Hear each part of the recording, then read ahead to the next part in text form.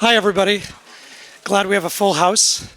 I'm Evan Feigenbaum. I see a lot of new faces, so I'm just going to do a little intro about the Paulson Institute. I'm Evan Feigenbaum. I'm the vice chairman of the Institute. And for those who don't know us, we're an institute on campus focused on contemporary China with an emphasis on economic and financial issues on the one hand and environmental and conservation issues on the other. Sometimes, but not always, where those two meet with each other. We have a think tank. We're also kind of a do tank. We run pilot projects in China. And among other things we do, we have this Contemporary China series here on campus to try to bring some China programming to students, faculty, and others. We've been doing this for 3 years.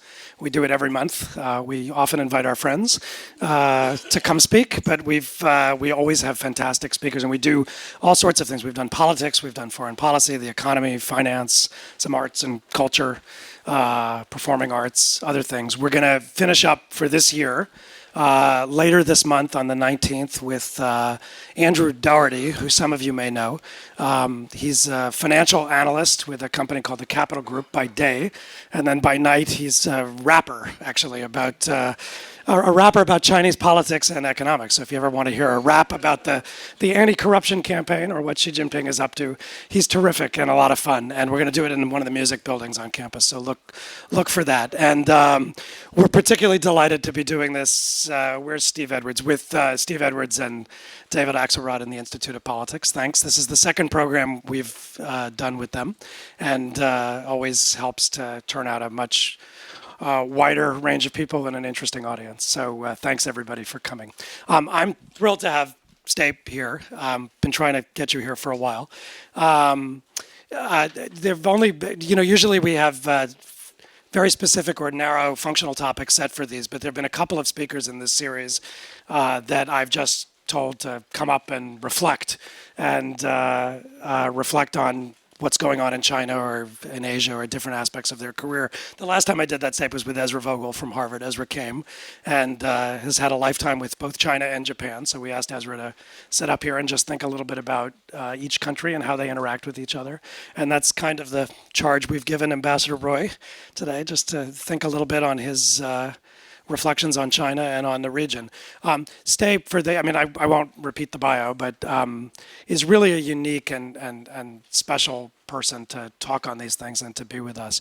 First, because his life really has been intertwined with China in so many ways, but really actually from birth. Born in Nanjing, China, during the Chinese Republic. First missionary kid, went to school in China, left China in 1949 when the communists came to power. I think your dad stayed on for a few more years, but really has had a life intertwined with China from the get-go.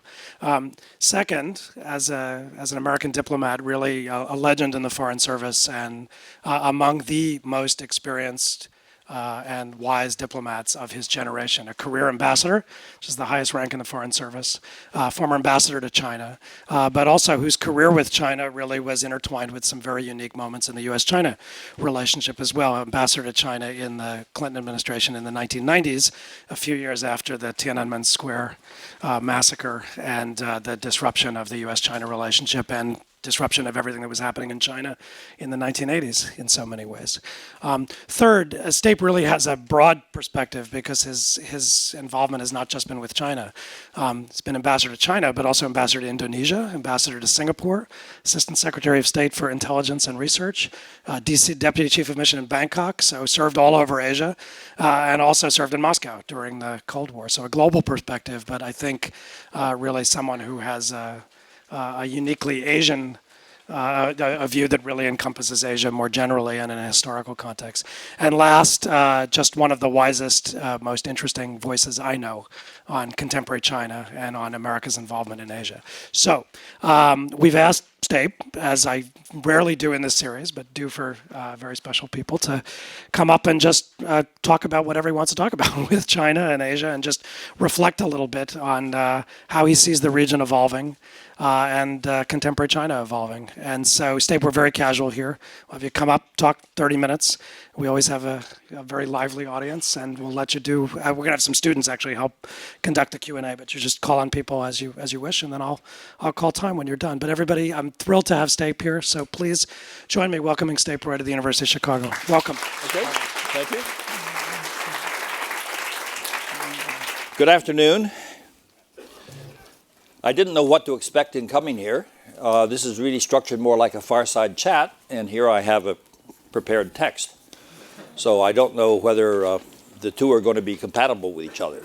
Additionally, I have my sister-in-law sitting here keeping a beady eye on me, and so I feel intimidated right from the beginning because she's always kept me honest in our dinner table conversations. I'm about to go to the University of Michigan to attend a reunion of the Shanghai American School.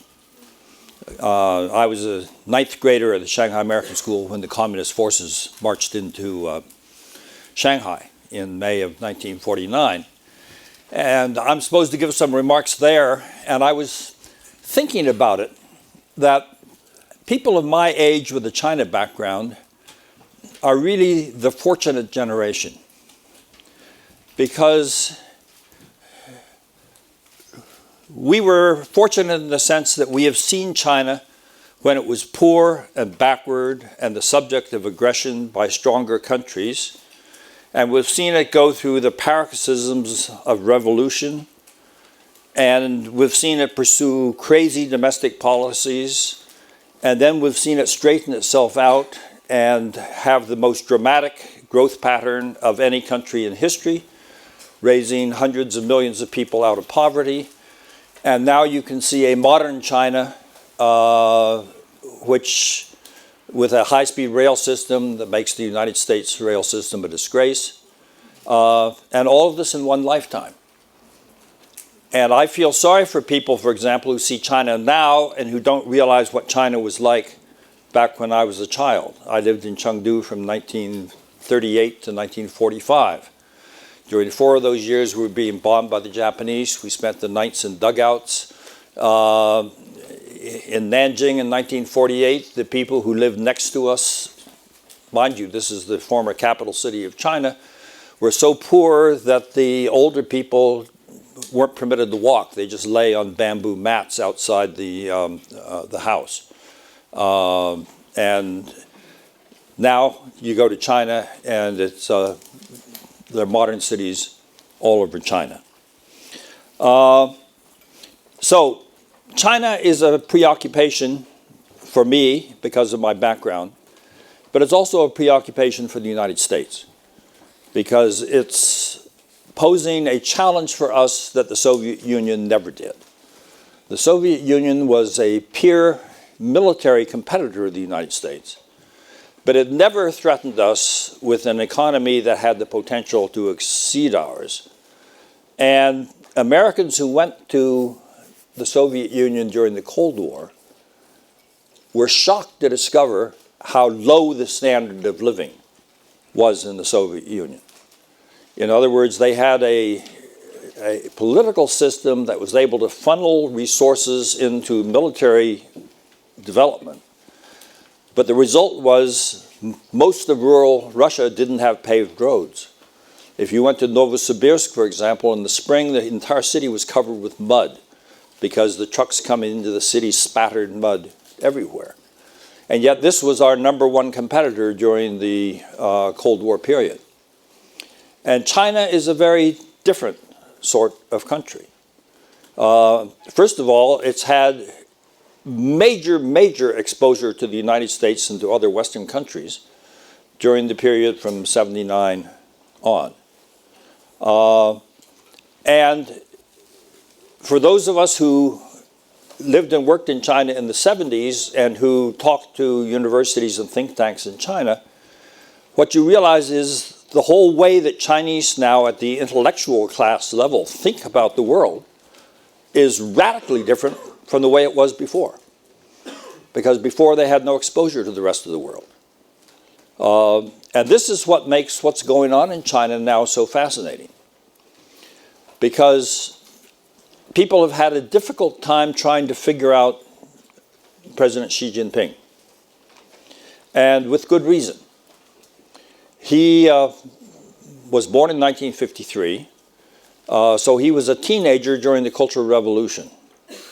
And that meant he was of an age where he would have been part of the Red Guards and would have been caught up in the revolutionary enthusiasm that afflicted young people in China during that period.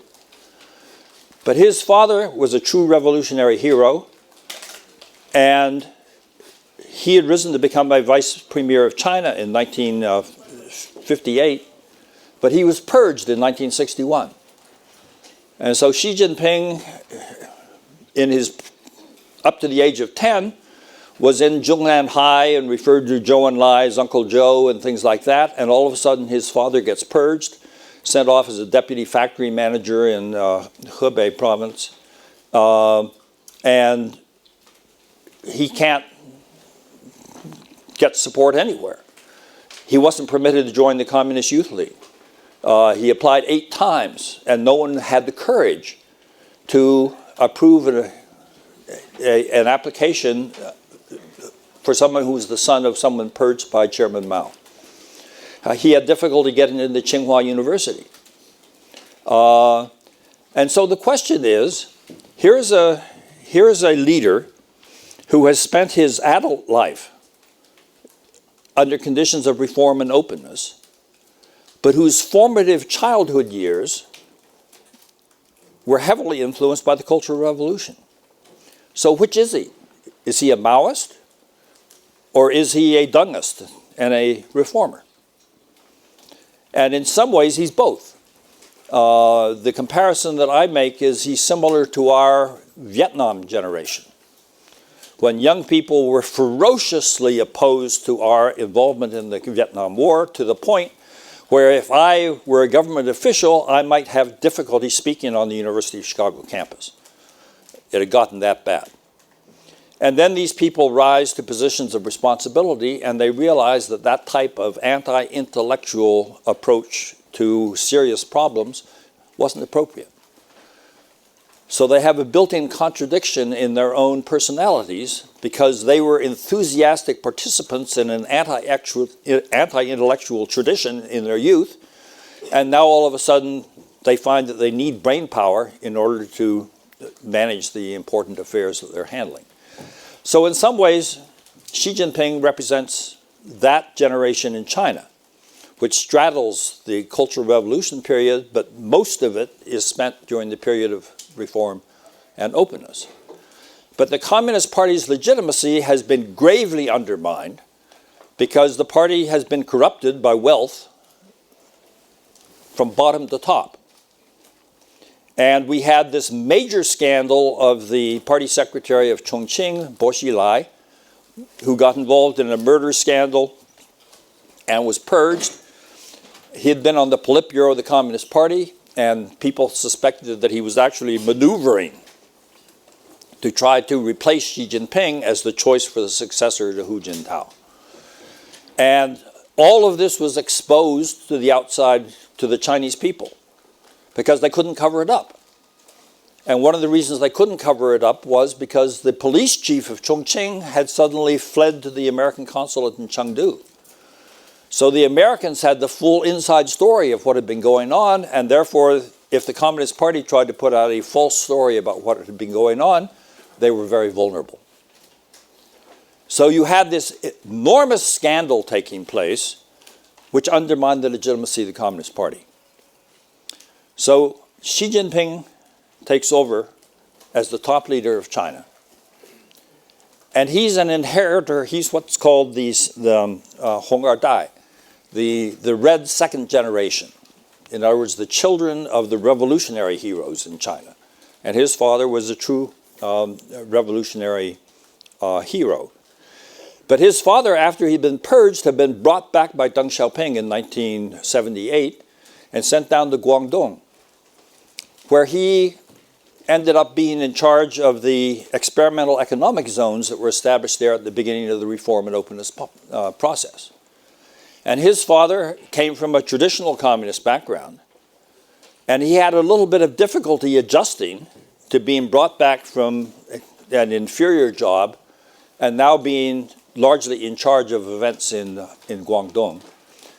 But within a short period of time, he realized that the old ways were wrong, and he became a major proponent of the reform and openness experimental economic zones that are the root of China's rapid rise. Because when those experiments worked, they then applied them to the country as a whole, and that's the reason for China's rapid economic growth. So the question is Xi Jinping somebody like his father, who looks and sees that things aren't the same now as they were before, and therefore maybe we need to try to do things differently? Or rather, is he the inheritor of the communist rule tradition from the revolutionary generation, and he is not going to let communist rule fail under his period in the top job? And I think it's clear that the latter is the case. But at the same time, people see a domestic program in China laid out at the third plenum of the 18th Central Committee in 2013. And the economic reforms were far more dramatic in that plenum document than people had anticipated. But in fact, they haven't been carried out. And there was a reference in that document, the work report of the third plenum, to military reform. Now, military reform is difficult in any country because you'll notice, for example, that when the Americans carry out a military operation, there's always an Army component, there's always a Navy component, there's always an Air Force component, because our services are competitive and they don't want to be left out. And so therefore they force their way into doing things. Well, what China is doing in its military reform are two things that are extremely difficult to do. First of all, the reforms rearrange the military regions of China. And that means that they went from 7 military regions to 5.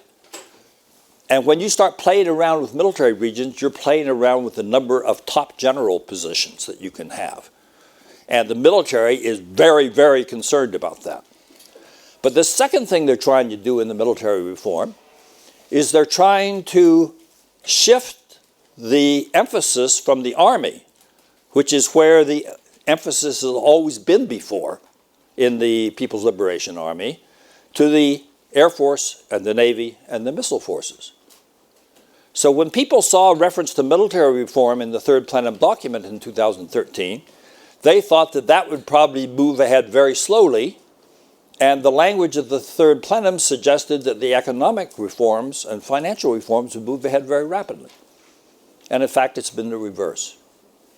The military reforms moved ahead rapidly, and the economic reforms have not moved forward at all, and one could argue that recently they have actually moved backwards. The second thing that distinguishes Xi Jinping's period as the top leader in China is the anti-corruption campaign, which is more intensive and more prolonged than at any earlier period. China under the communists has had repeated anti-corruption campaigns, but this one has been sustained over a long period. It has brought down higher level people than before, and we're talking about hundreds of thousands of officials have been punished or had their careers set back under this anti-corruption campaign. Top military leaders have been punished under it. A member of the Standing Committee of the Politburo in retirement has also fallen victim to the anti-corruption campaign. So, in a way, Xi Jinping is really shaking up the system. But what has been most troublesome to the intellectual level in China has been a campaign against Western values and a tightening of opportunities to go abroad. So that, for example, Chinese scholars used to plan a 10-day trip and they come to the United States and visit the West Coast and stop on the East Coast, and then they go on to London and meet with some of the British think tanks or on to Europe and then return to China. They can't do that anymore. They have to only have about a 5-day trip, and that means the best they can do is maybe visit one place And so it's much less efficient from their standpoint. So what you find going on in China is a popular anti-corruption campaign which has officials in both the civilian government, in the party, and in the military, all scared to the point where they won't make decisions. The second thing you have is a leader who has been very comfortable exercising power. His predecessor, Hu Jintao, had been designated by Deng Xiaoping arbitrarily as the successor to Jiang Zemin. And he hadn't really been endorsed by his colleagues in the party. Whereas Xi Jinping emerged from a consensus of the Central Committee and the alternate members at the time of the 17th Party Congress in 2007 as the successor to Hu Jintao. So Xi Jinping came in with sort of a mandate from his colleagues to be the leader, whereas Hu Jintao did not. And their personalities were different. And Xi Jinping has moved much more rapidly than Hu Jintao did, for example, to consolidate his relations in the military. And he has tended to work through small working groups and through personal cronies rather than through the institutions of Chinese government. And the result has been a weakening of the institutions in China under Xi Jinping and a strengthening of the role of the party. And part of that strengthening of the role of the party, the effort to recapture legitimacy, has been this anti-Western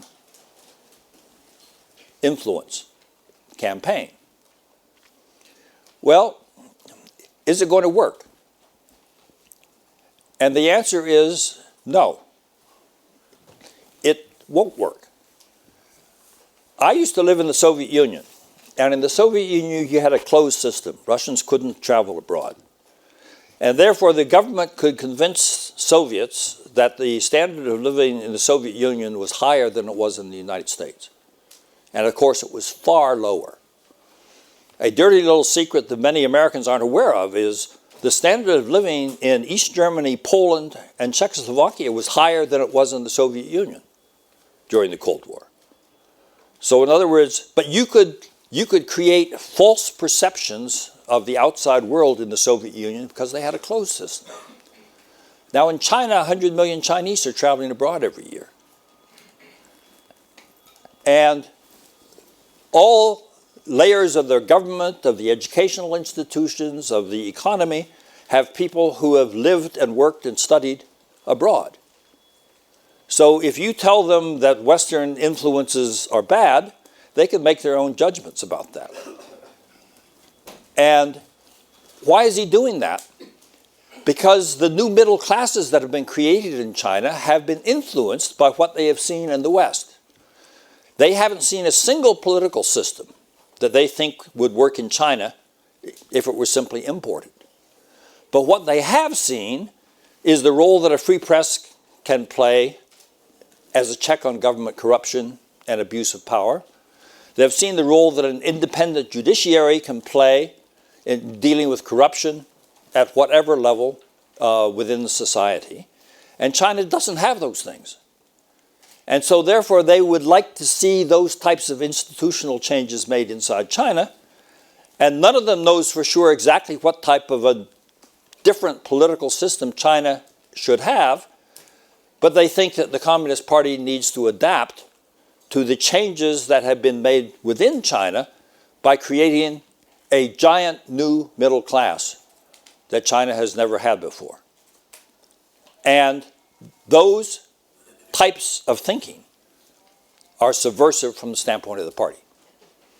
And so therefore they're trying to suppress those ideas and convince them that the good old communist way is the best way of doing things. And it's not going to work. It's not going to fail today, it's not going to fail tomorrow. But in general, you cannot convince people that black is white if people have access to colors that are not under the control of the party. And China's middle classes have access to the outside world and can make their own judgments on these matters. So what will work in China? This is the problem that Xi Jinping is wrestling with. And the way I put it is, think of it this way. The party has been successful in modernizing the country, but it refuses to modernize the political system. So you have a basic contradiction now between the new society that has emerged in China and a political system that doesn't want to change. Now, why do I say that China has a pre-modern form of governance? Think about it. We in the United States were, in a sense, the pioneers of moving away from the pre-modern forms of governance. Let me reflect philosophically just for a moment. English, and indeed all languages, are unbelievably lacking in political terminology. We don't have words to differentiate between different types of political systems. For example, how would you describe the political system in Iran right now? Well, it's a theocracy. Well, it's a democracy. They actually elect presidents, etc. Is it authoritarian? You have to put together a bunch of different words. But in areas such as color, we have enormous variations that we can use to differentiate. The Mongols have 30 different words to describe the stages of growth of sheep because their culture was based on that. But in politics, we don't have that breadth of terms. And the reason is, throughout human history, you essentially had a hierarchical structure headed by a king or a khan or a ruler. And one of the reasons for that was because people were in constant warfare. And the reason, for example, why the Israelites went from judges to kings was because judges couldn't handle the challenges of the military warfare that the Israelites were constantly engaged in. And that type of hierarchical arrangement has been universal in human history until the modern period. And under the hierarchical arrangement, power was the right of the ruler to use in any way the ruler thought was suitable. So in other words, the leader controlled the power. But the modern systems are all universally based on the concept that power corrupts. And therefore you don't want concentrated power, and you have to have power checked and balanced. And the second concept of modern systems is reflected in our Declaration of Independence, which says that the just powers of governance are derived from the consent of the governed. Now, if you think of this in these terms, a communist system in which all the power is in the hands of the Communist Party is no different from a royal system in which all of the power is in the hands of the king and the nobles. The Communist Party gives itself the right to control power and to use it any way it chooses. And what modern history has shown in China is that China's rulers have been corrupted by power, and sometimes it's been used wisely, and sometimes it hasn't.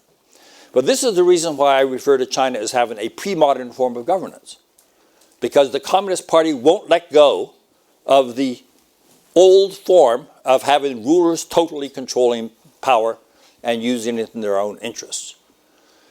But the society created in China by the success of the economic reform and openness programs has transformed China. So you have a society that is no longer comfortable under the old system of rule. And this is the problem that Xi Jinping has to deal with. Now, our problem is China is succeeding where the Soviet Union couldn't succeed. Technically, China's economy, in purchasing power parity terms, meaning judging the size of the economy by what China's currency can actually buy, as opposed to simply using an artificial exchange rate to determine it. China's economy is already larger than ours. China had been growing at double-digit rates. It's now been recently, in the recent years, has been growing at a rate of about 6.5%. And China has set a goal of doubling the size of the economy in the decade ending in 2020, eliminating abject poverty, or reaching what the Chinese call the Xiaokang, a reasonably well-off level of prosperity throughout society by 2021, which is the 100th anniversary of the formation of the Chinese Communist Party. And by 2049, they want to have a per capita income in China that is the equivalent of a middle, well-off European country. So China has a long-term goal to get there. Now, if China already has an economy that is larger than ours, and if the projected growth rate of China up to 2049 is going to double the size of China's GDP over the next 30 years. The United States, if we were able to sustain a growth rate of 2% a year, which we haven't been able to do on a sustained basis, will have a smaller GDP than China by 2049. So we are in a strategic rivalry with China. But China has the potential to have more economic resources than we have in order to carry out this competition. So the question is, how should the United States be behaving under these circumstances? Should we be holding China down? Well, first of all, the question is, would that be a successful strategy? Because unlike the Soviet Union, China's economic growth has not only benefited the Chinese people and raised, as I mentioned, hundreds of millions of people out of poverty, but it has also benefited all of the countries around China. Soviet Union didn't benefit any of the countries around China. If anything, they extracted resources from them. They didn't benefit them. And so China has actually been the engine of growth in East Asia. Secondly, we Americans like to talk about values. Well, do we really mean it? And what kind of values would we represent in the United States if we thought that our interests required us to prevent other countries from going through the economic development that has provided us with the prosperity that we enjoy? Is that a value system that Americans should be proud of? No, it's not. Would you do it out of necessity? Well, then you might. If China becomes a hostile, aggressive country, then you do what you must. But if we're trying to think of a strategy to deal with China, we need to think in different terms. Now, one strategy for dealing with China is to try to retain the air and sea dominance that we have had in the Western Pacific ever since the end of World War II. And there's no question that in military terms, we are still the dominant air and naval power in the Western Pacific, but China is rapidly catching up with us. And there is a shift in the balance of power in the Western Pacific, which is known to all of our friends and allies in the region. And the question is whether the United States is going to be able to compensate for that in some fashion. If you look at the facts, what you find is that in aircraft carriers and in nuclear submarines, we are way ahead of China. China has one aircraft carrier. It's never been used in a combat situation. It's never been used under difficult carrier operation situations. They've just completed building a second aircraft carrier, but we have over 10 aircraft carriers, and we are highly experienced in knowing how to use them. And we have at least double the number of nuclear submarines that the Chinese have. But if you aggregate cruisers, frigates, destroyers, and corvettes, China actually has more than we have. We don't have corvettes. China doesn't have cruisers. Destroyers and frigates are the major components of the Navy, and China has already acquired more than we have. So therefore, if our goal is to try to maintain air and naval dominance with a China that is able to have bigger rises in their defense budget than we are able to have, it's an impossible task. That doesn't mean we won't try to do it, because our military-industrial complex is very powerful politically.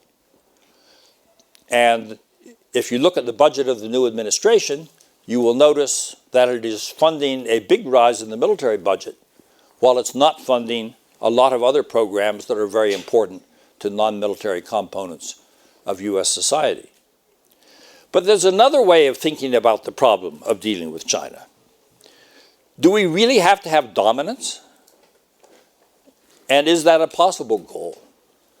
What if our goal was not to maintain dominance, but to encourage China to behave as a responsible major power? In other words, there's nothing wrong with a person who's strong and powerful if the person behaves responsibly. What people don't like is big, powerful people who treat other people, abuse other people.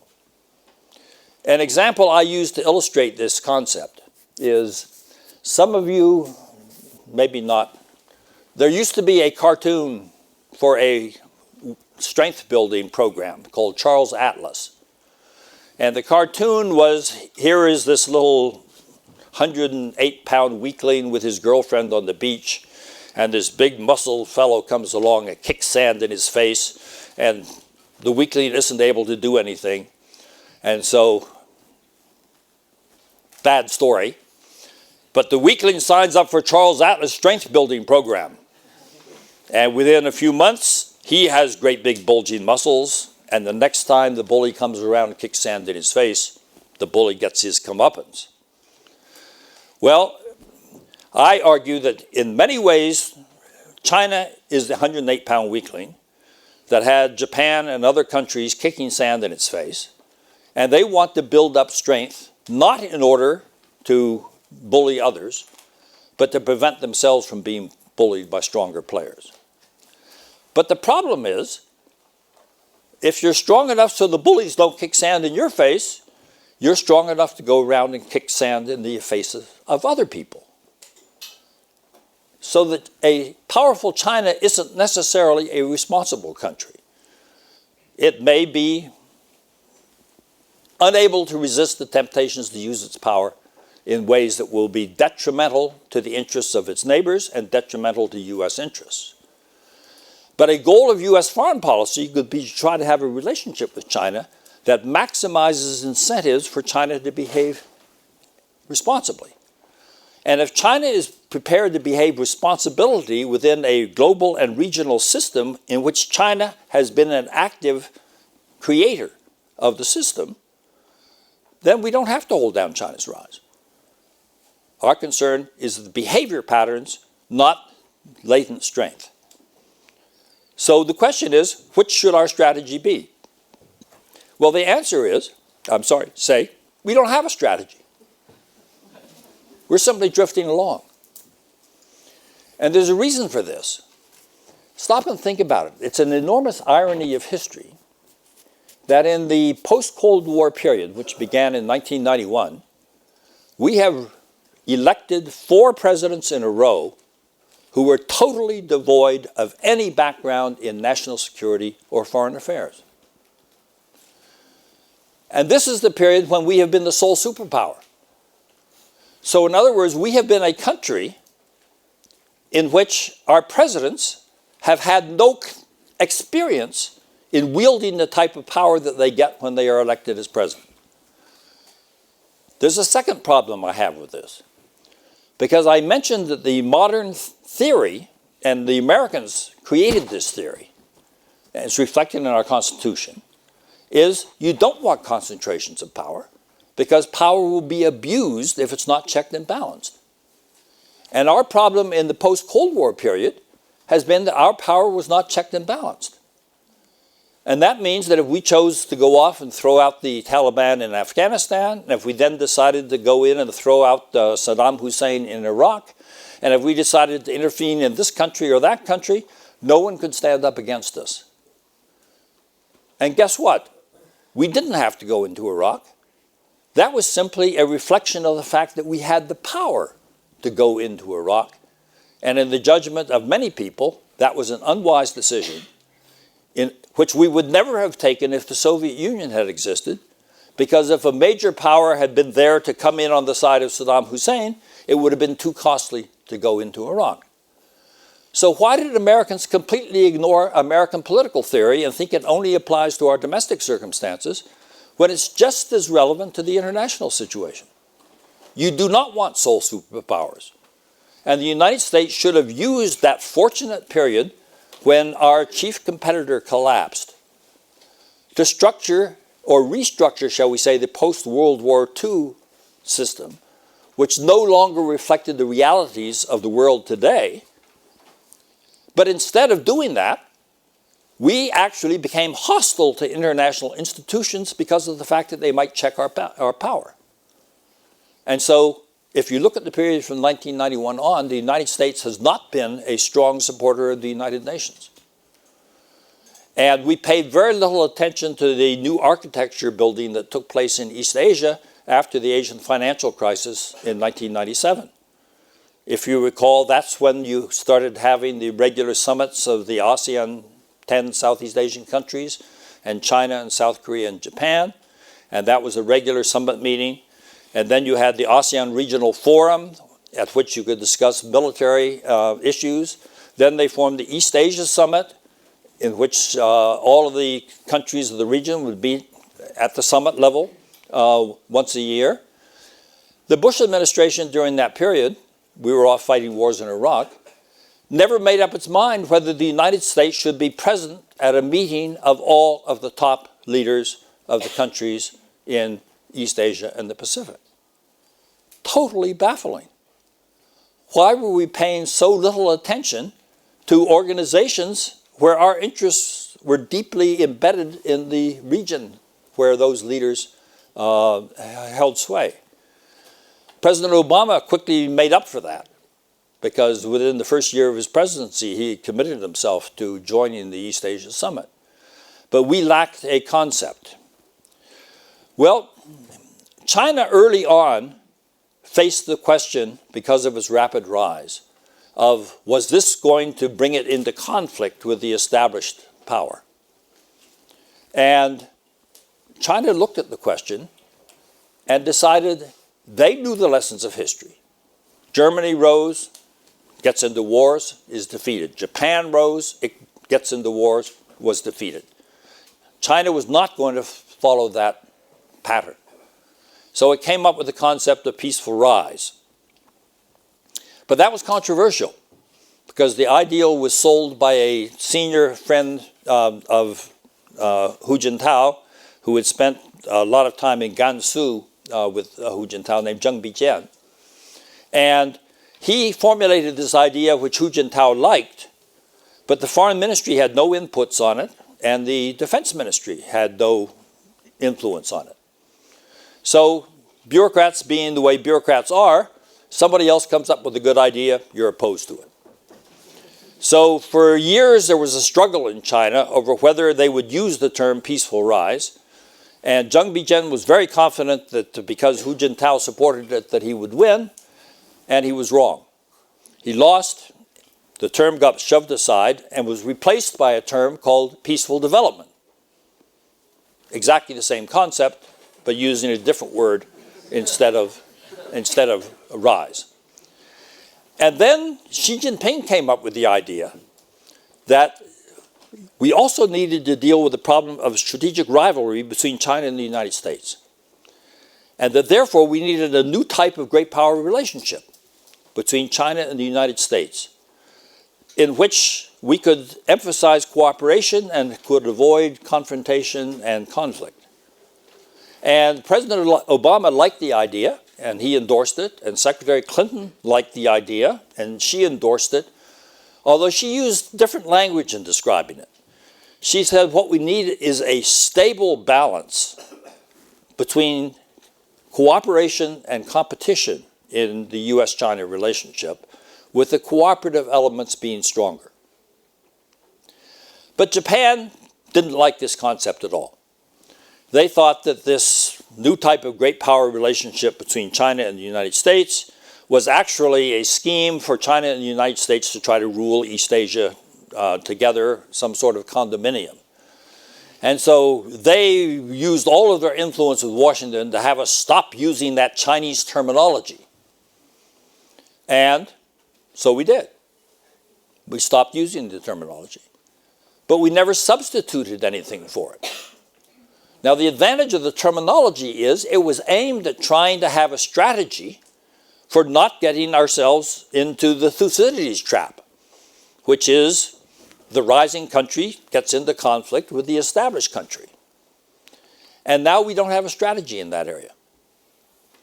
Secretary of State Tillerson, when he made his first trip to Beijing a few weeks ago, actually endorsed the concept using the precise Chinese language that Xi Jinping uses. He gave a press conference after his meetings in Beijing and said, we should have a no confrontation, no conflict, mutual respect, win-win cooperation between China and the United States.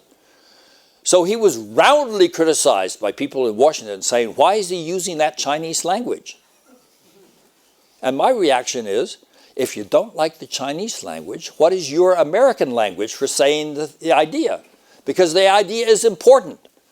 And if the Chinese have a way of saying an important idea and we don't have a way of saying it, don't criticize people for using the Chinese language. But we ought to be saying it in our own way. But we're not.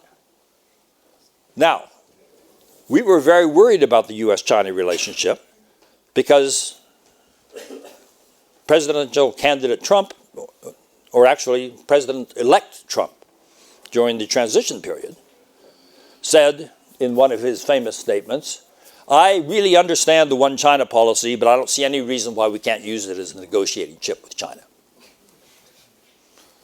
Which is an interesting combination, which can be found in some of his other statements, showing he really didn't know anything at all about the one China policy, because you can't use that policy as a bargaining chip. And it took several weeks before, in a phone call between between Xi Jinping and the president, he said, well, at the request of the Chinese, I've decided that we will stick to our one China policy. And since then, this was a dangerous statement, incidentally, because nobody knows what was said during the phone call. And so our one China policy historically has been as expressed in our three communiques, joint communiques. The Shanghai communique in 1972, the normalization communique in 1979, and the August 17, 1982 communique on arms sales to Taiwan.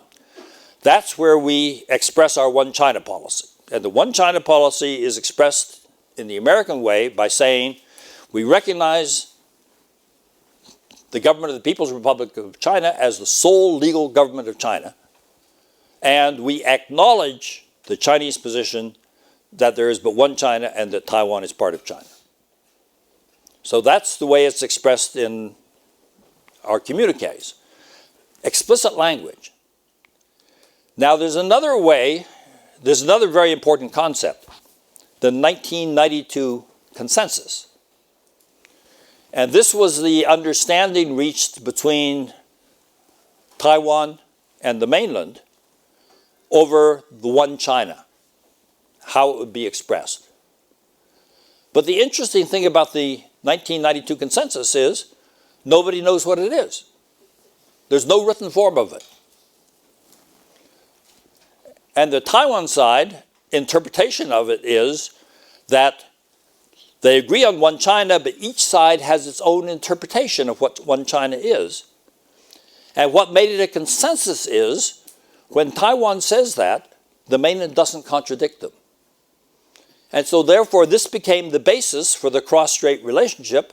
And under President Ma Ying-jeou in Taiwan, you had this enormous expansion of economic ties between the mainland and Taiwan because of both sides agreed on the 1992 consensus, but it didn't have any written form. And the danger of having a one China policy based on a phone call between Xi Jinping and President Trump was that a very concrete expression of one China was being replaced by a vague telephone conversation, and nobody knows what was said during the telephone conversation. Well, the good news is that subsequent to the telephone call, Trump administration officials have said our one China policy is based on the communiques. So that means we now have reaffirmed the language of the one China policy that we need between China and the United States. But in other respects, we don't have that strategy. Now, we did have a summit, though. And the summit actually is between China and the United States in Florida, was one of the big successes of this administration. It's a summit that should never have taken place because nobody on the US side knew anything at all about the substantive issues between China and the United States. Most of our top officials haven't been appointed yet. So it's dangerous to go into a meeting where the other side knows everything and you know nothing. And yet it was a very successful summit. And the reason is President Xi Jinping wisely had decided that President Trump has a very personalized style of leadership. And therefore, the key to dealing with him is to try to establish a personal relationship that can be helpful in dealing with the very difficult issues that we have between our two countries. Well, the summit was very successful in getting a good personal relationship between President Trump and President Xi Jinping. This was not guaranteed in advance, but in fact it worked out that way. But the second thing they did, instead of trying to solve the difficult issues, they set up a framework within which the issues should be addressed. What they did was they took the strategic economic dialogue that the Obama administration had used and they broke it apart. And they created a security and foreign policy track, an economic and financial track, an international law enforcement and cybersecurity track, and a social people-to-people track. And they set up a 100-day plan for the two sides to get together and work on the trade issues between the two countries to see if they could come up with something satisfactory. And that's exactly what they should have done, and they didn't do what they shouldn't have done, which would have been to try to come up with agreements on, in some of the areas where we hadn't had a chance to study them yet. So we're off to a much better start in our relations with China than we had any right to anticipate based on the comments by President Trump during the election campaign. But it's still far from clear, because none of our senior officials yet have been appointed in the State Department in particular, where that's going to go. But one of the issues that we really need to focus on is this: we do need a strategy. If China knows where it wants to be in 2049, the American side ought to be prepared to say where we would like to be in 2049, and we could then measure our presidents against whether or not they are actually working in the direction of the goal we have set, or whether we are not. Now, instead of using my text, which I worked on for days and days, I have decided to give you a kind of free-form exposure to some of the ideas that are out there. But let's open up for questions, because I may have talked about things you weren't the least bit interested in. Let's start here. Thank you very much for this excellent talk. I would assume like 25, 30 years ago, you were personally involved in a high-profile political exile to a scientist going to the US Embassy in Beijing in 1989. And 25, 30 years later, now we have some other couple of high-profile political exile, this time not going to US Embassy in Beijing, but coming to United States, the country herself. So I was wondering, based on your experience and your perspective, especially to Xi and Xi's regime and all this anti-corruption campaign, what would you advise the U.S. government to handle this high-profile political exile right now? They're living in the United States. There, some person even making some very interesting claims, although without substantial evidence. How would you advise the U.S. government and United States society to handle this situation? Thank you. I'm not familiar with the specific case you're referring to. in terms of these high-profile people here in the United States. You're not from here? Yeah, so I'm reluctant to comment on it. In generally, there are two types of cases that arise in what you would call the human rights areas. One are cases that involve actually the interests of American citizens or permanent residents. So that if an American goes to China and says something the government doesn't like and gets arrested, we take an interest in that case because the person's an American citizen. But there are other types of cases where China, for example, as it is doing now, is arresting human rights lawyers in China who are operating within Chinese law and is having secret trials of those lawyers, and they're essentially just disappearing. Well, we think that's wrong, and we tend to speak out when we think the human rights are being handled in ways that are wrong. But we don't have any official authorization to be the spokesperson for those issues. We just do it because that's the way we are. Now, there's a reason why we are the way we are. Because our country was formed on the basis of high ideals. All men are created equal, you know, those types of high ideals. And yet slavery was part of our system when we formed the United States. And it took us 70 years of effort to solve the problem of slavery through a political system, and we couldn't do it. We fought a bloody civil war and eliminated slavery as a legal institution in the United States. But within a few years, we had restored the people who had exercised slavery in the South to positions of power, and we ended up with a Jim Crow system in which our black citizens had inferior treatment, and that continued for nearly 100 years. So Americans established our habits of struggling in favor of human rights because of the inequities built into our own society. And we carry that to the way we deal with other countries. Many people don't understand why it is that we are so outspoken on these issues when other countries are often more quiet on it. And the reason is because our society had so many human rights problems built into our society, and we have been struggling to try to improve those situations. But the cases you're speaking about, I don't know specifically. Sir? The concept of a new kind of relationship between great powers sounds a great deal like the liberal concept of harmony of interests, that there's a framework of law, an overall framework of balances so that rivalry is channeled into a salutary direction.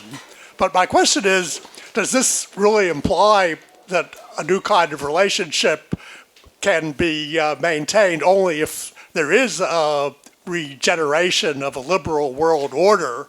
And does that depend on a certain amount of liberalization in China itself, so that if Xi's ambition of keeping an absolute despotism of the Chinese Communist Party is successful, that would actually undermine the possibility of a new kind of relationship? Whereas if there's more liberalization in China toward rule of law, individual rights, press freedoms, and so on, that would make the harmony of interests on the world level more possible. And does that imply for American foreign policy that continuing to pressure for or create incentives for domestic liberalization in China is actually the right way to go, even though Xi Jinping and others have criticized that as interference and regime change and so on, that pursuing exactly that paradoxical policy is necessary? And then finally, could that lead to a kind of political competition in China, for example, at a party cleavage between a political party that would continue the Chinese Communist Party, but with an opposition party that would be more of like a Madisonian checks and balances party? That's a big question.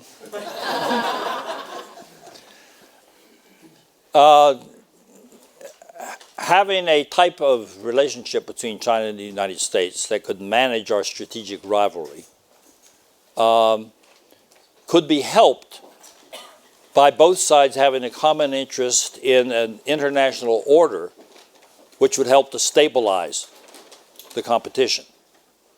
It doesn't have to be a liberal economic order necessarily. It needs to be a mutually agreed international order.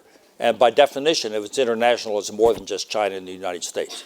Other countries have to also believe that that framework is useful. The question of how do we get along with countries that have systems that are different from ours?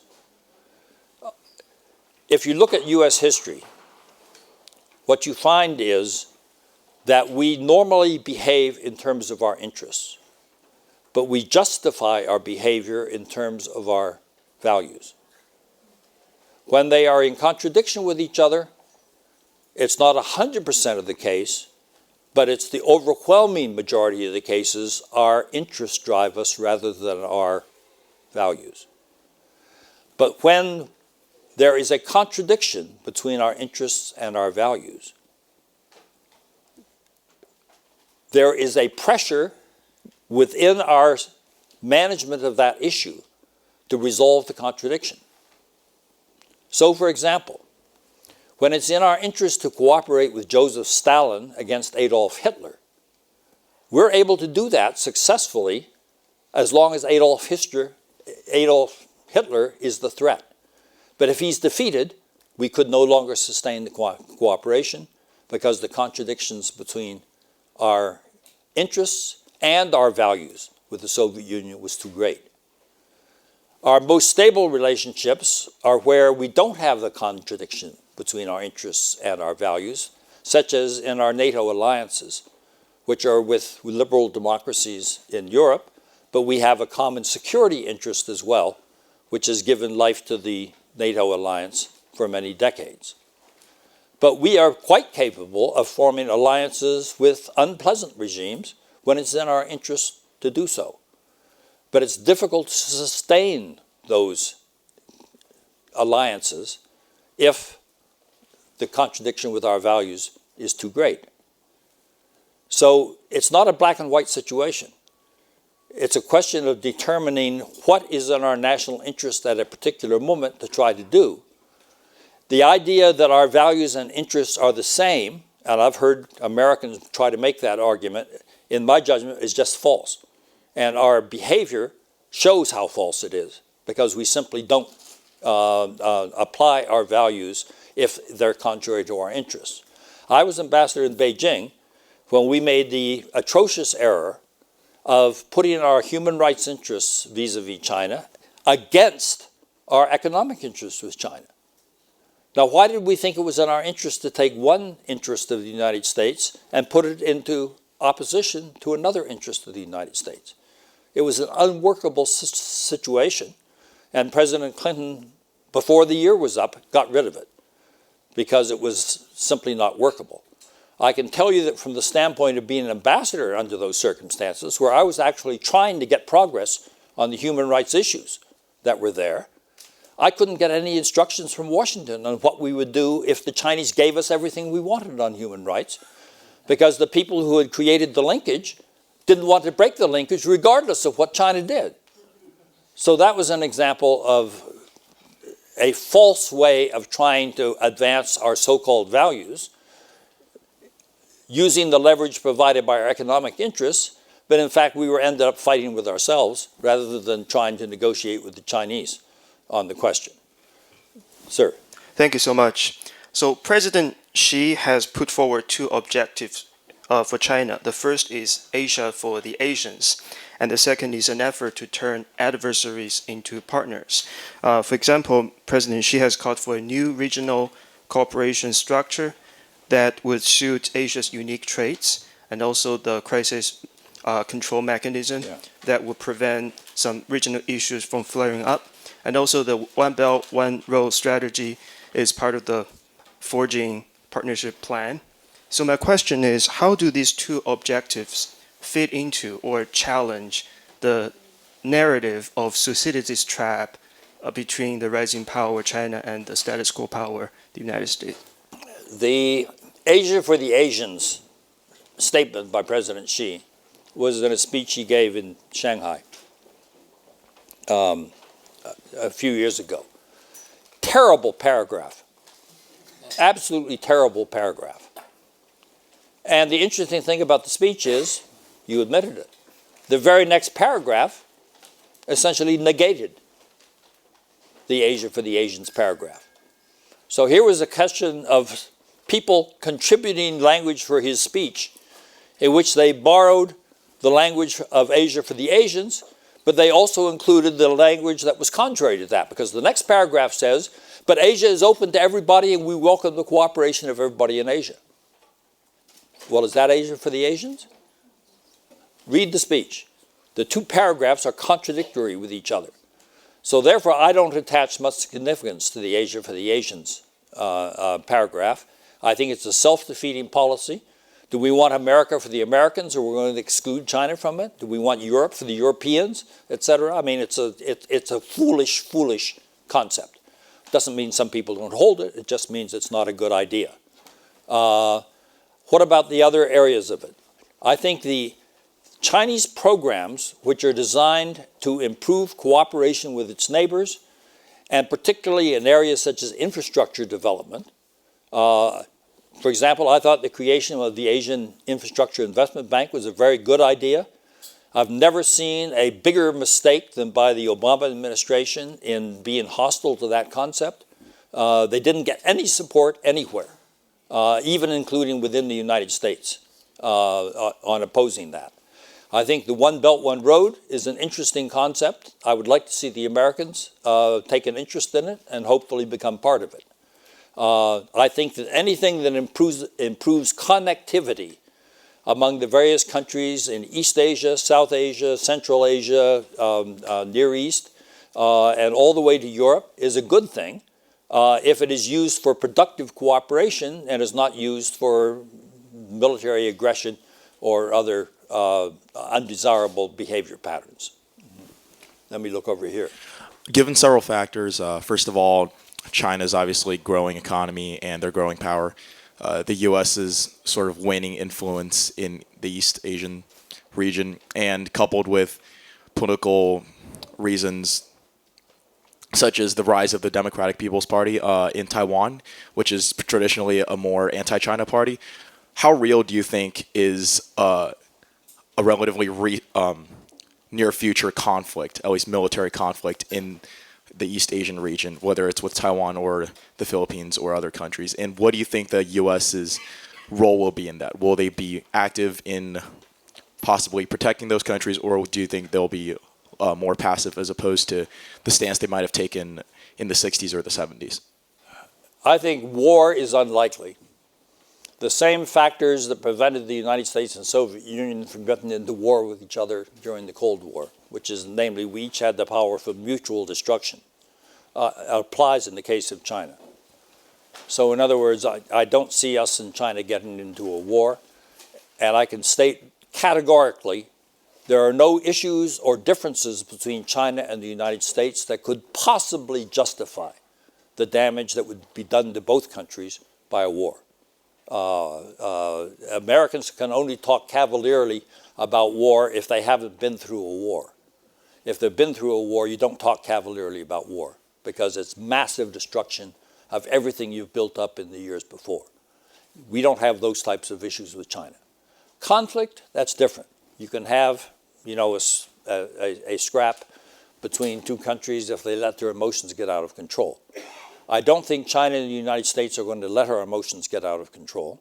I think that any conflicts that emerge in East Asia can be contained quickly. So therefore, I consider conflict possible, but not likely, and not likely to escalate to a highly damaging level. I do believe that the United States will live up to our obligations under all of our security arrangements in Asia. That includes the Taiwan Relations Act, in which a threat to peace and stability in the Western Pacific is considered something the United States has to take account of. We don't have an automatic reaction as to what we would do. That would depend on the circumstances. But I think it would be very foolish for anyone to assume that a conflict involving Taiwan, for example, would not have the Americans as an involved party. Sir, thank you very much for your talk. It was very thought-provoking, and I personally really appreciate some of your stance between the U.S. and China relationship. I have two questions. First is first is a follow-up to the One Belt One Road initiative. One of the intentions of that great initiative was to kind of cut off the production surplus that China currently has. However, it's inevitable if China were to fully launch this initiative to go through Middle East. And we all see how disruptive Middle East currently is. And if you were in China's position, what kind of approach or position would you take for China to participate in kind of sorting out the Middle East situation and pave the road for the One Belt, One Road initiative? And then the second question is, you mentioned the lack of policy consistency of Washington, and one of the recent evidence is the Trump administration's shift in attitude towards Russia and China. And do you think that's just merely a lack of consistency, or it was more of a kind of a grand scheme strategic move? Thank you. To deal with the last one first, I don't think the Trump administration is capable of having grand schemes at the moment. I think they've come into office with a variety of attitudes and concepts which haven't been tested against reality yet. And I think when they are tested against reality, you will find that many of them are either altered beyond recognition or take a different form from the way that they are being presented. A new administration does open opportunities to change old ways of doing things. But there are limits as to how far you can change things before you discover that you're damaging your own interests by making those changes. And I would expect that we may find that is the case with the Trump administration. On the Middle East and other things like that, China's relationship to the Middle East will change if, in fact, the One Belt, One Road initiative is successful in greatly improving the communications and the lines of transportation, et cetera, between China and the area to its west. But I expect that change will take place over a number of years, but it won't necessarily be a smooth change.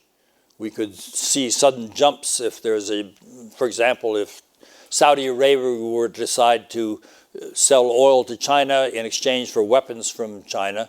We saw a little bit of that. You remember 10 years ago when the Chinese sold some intermediate range ballistic missiles to Saudi Arabia. So there could be some shocks of that sort of thing occur. But China at the moment does not want to be bogged down in trying to resolve conflicts in the Middle East, which it has not been a party to previously. I think it may take a greater interest in the Middle East, but at the moment we see a reluctance on China's part to simply step in and replace the role of the countries that have historically been involved there. Sorry for the quick follow-up, but if you were in China's position and you have to launch this One Belt, One Road initiative for the land part, you have to go through Middle East no matter what. Yes. Would you just put this initiative on hold and develop the ocean route first? No, I would try to develop them both in a complementary fashion. China does not have the infrastructure in place to maintain a significant presence in the naval areas of South Asia, for example, without land bases. And so what you see is China's developing ports at Gwadar in Pakistan.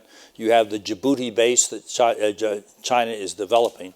It's putting in place infrastructure that can help it to maintain a naval force in the Indian Ocean, the way they have had this anti-piracy patrol now in the Gulf of Aden that's been there now for nearly a decade.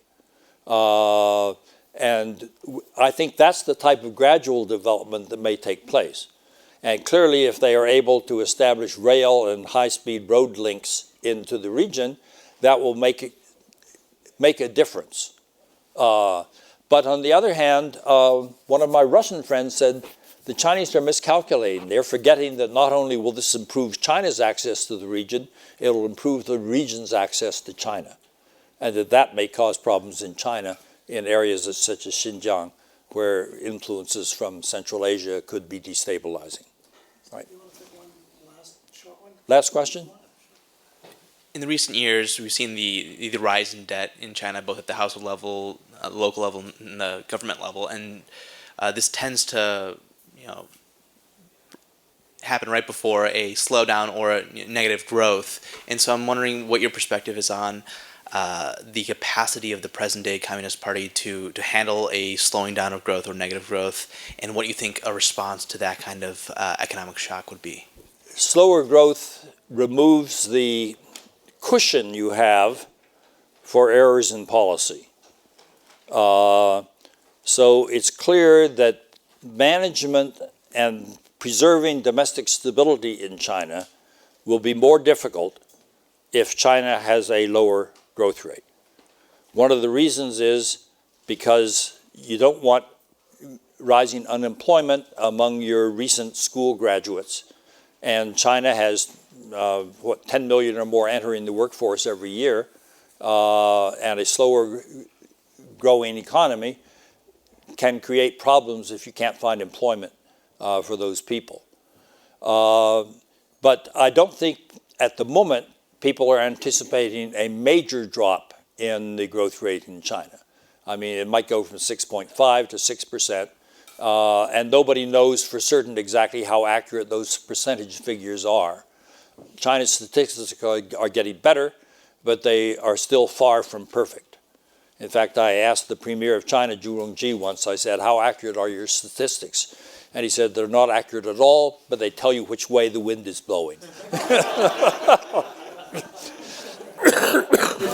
Stape, thanks so much. If you have a few minutes, I've got a few students would love to talk. Okay.